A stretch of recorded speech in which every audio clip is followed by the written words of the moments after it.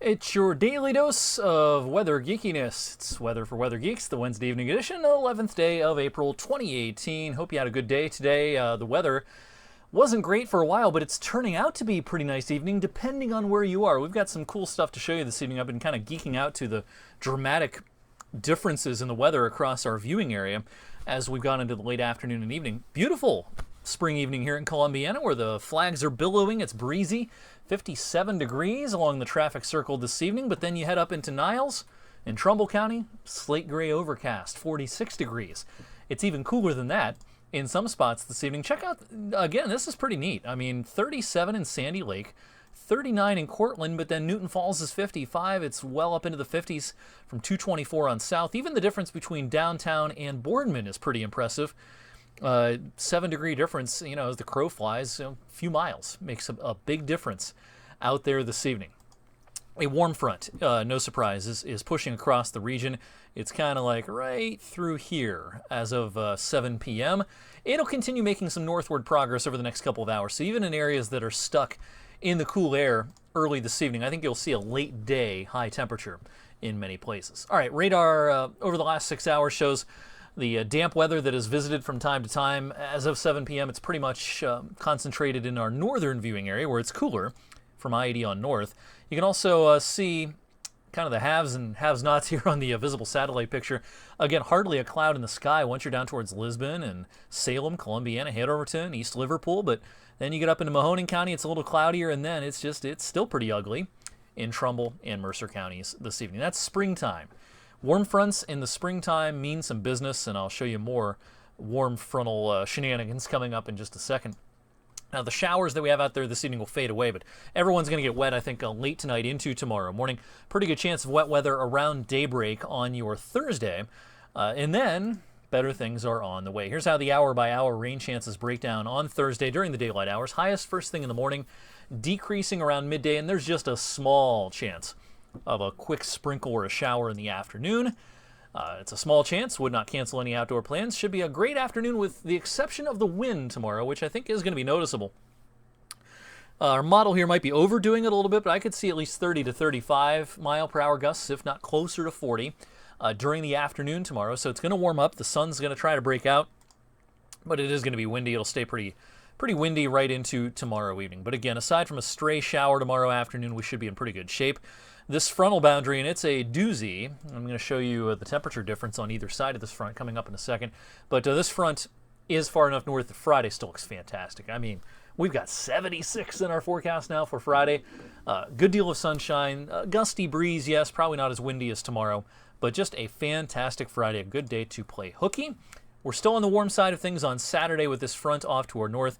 But I think rain chances will start to increase as we go into the afternoon. Now, I don't think it's a washout by any stretch of the imagination on Saturday, but we're going to be dodging a couple of raindrops before the day is through on Saturday. Better chance to get wet on Sunday. Again, look at the temperature differences on either side of this front. This is tomorrow, late in the afternoon. We're pushing into the upper 60s, close to 70. And then upstate New York is in the 40s. Northern Michigan's still on the cold side of things. And then that front will sag a little bit to the south as we go into Friday. So notice that cooler air gets as far south as maybe central Michigan, central New York, kind of Interstate 86 is kind of a dividing line in New York. And then the boundary continues sagging a little bit for Saturday. So, I mean, look at this difference on Saturday. Columbus 65, Detroit 42. The OSU spring game is Saturday. They will be dodging some raindrops but be warm. Michigan canceled their spring game. I saw it was because of a threat of thunderstorms. I don't think thunderstorms are the threat up there. It's just going to be a cold, rainy day in southern Michigan. Here in our area, I think we're still on the warm side of things for most of Saturday, so we should get well up into the 60s, perhaps even 70 or so. And then by Sunday morning, this boundary's still just to our north. Here comes the next cold front, and we're still in the warm sector for a lot of Sunday, but I think it's going to turn out to be a pretty wet day coming up on Sunday with a few rounds of showers, perhaps some thunder as well. But hey, it could be worse. They're going to be dealing with blizzard conditions in parts of the Dakotas with a lot of snow from the front range of the Rockies through the high plains, heading over into the northern Great Lakes, the UP of Michigan, up into the Arrowhead of Minnesota, parts of northern Wisconsin, all going to see enough snow to shovel and plow with a lot of wind as well. Also of weather interest nationally for the next few days. This says Sunday. I should have corrected this. This is actually Friday.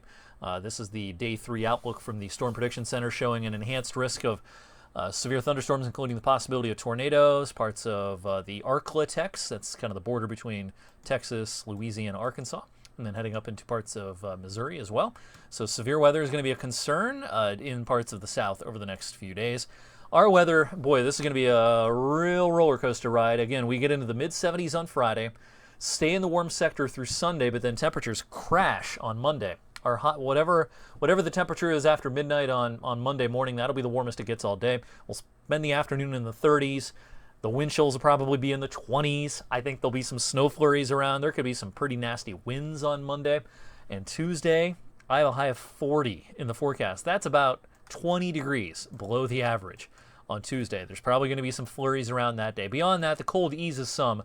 But as we've been talking about, it still looks like a generally cooler than average pattern for much of the rest of April. The occasional warm day sprinkled in, but generally speaking, we're going to see a continuation of this coolish pattern for the rest of April, and I don't love what I'm seeing on some of the longer range modeling for May either. Kind of reminds me of spring 1996, which was a cool and wet spring across our region. We March, April, and May were all cooler than average. That's the last time that meteorological spring, all 3 months, were cooler than average here in Youngstown. It was 1996. March, April, May were all on the chilly side, and we run the risk of repeating that 22 years later this year. Thanks for checking out Weather for Weather Geeks tonight. I'll have a full update on tomorrow morning's rain, temperatures, everything you need to know coming up tonight on 21 News at 11.